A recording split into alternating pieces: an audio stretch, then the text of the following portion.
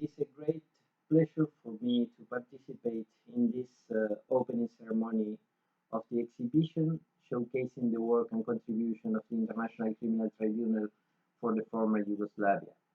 The exhibition, which relies on archival materials and on the findings, decisions and documentation of the tribunal, is an important tool to disseminate and reinforce the legacy and contribution of the tribunal to peace and human rights in the region. I highlight the importance to continue to promote and disseminate the legacy of the tribunal in an objective manner at the Information Center of the International Criminal Tribunal for the former Yugoslavia in Sarajevo is doing in its daily work and through this exhibition.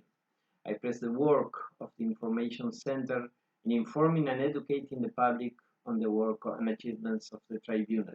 The center plays a very important role in the process of memorializing the gross violations of human rights and humanitarian law occurred during the conflict and the harm suffered by the victims.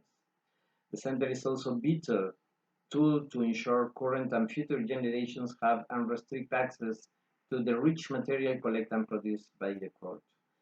My last report urged the United Nations to establish procedures for sharing its own archives, which are important for shedding out light on the past for many societies and for the right to truth. In this regard, I welcome the continued collaboration of the City of Sarajevo and the International Residual Mechanism for Criminal Tribunals to develop and strengthen the mandate of the Center in compliance with the UN Security Council Resolution 1966. This is a good example of a good practice in archiving and memorializing process for states and the United Nations.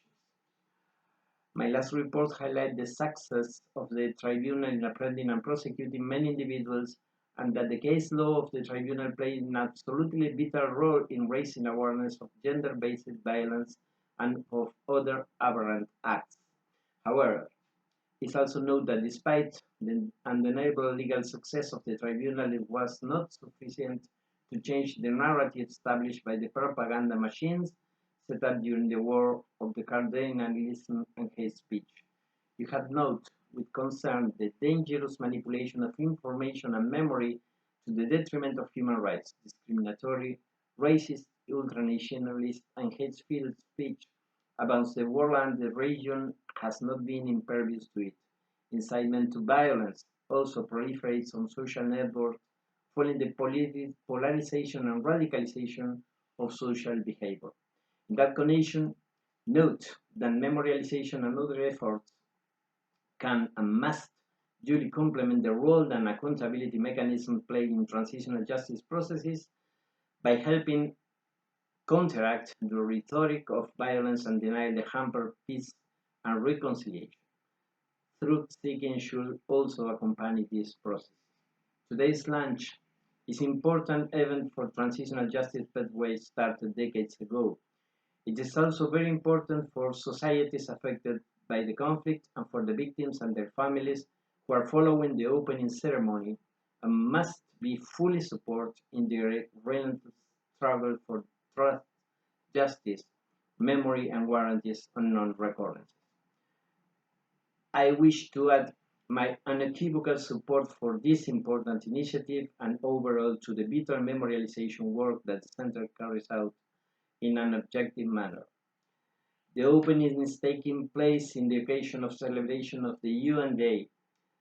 I emphasize the significant contribution of the UN to the realization of international peace, human rights, and justice that is undoubtedly achieved through the establishment and support of the work of the tribunal, the mechanism, and the center.